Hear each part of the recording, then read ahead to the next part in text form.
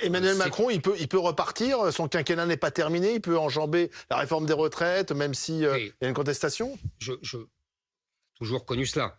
Il a été élu il y a 1 an.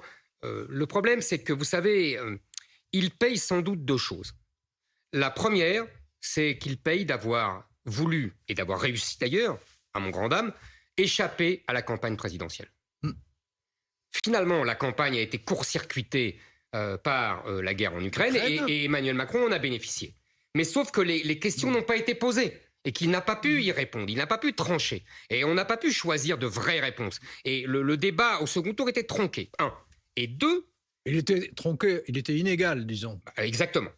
2, avec cette réforme des retraites, il a pris des mesures qu'il avait contestées pendant tout son premier quinquennat, en les critiquant et en cherchant des solutions mirobolantes de permis à points ou de retraite à points, etc.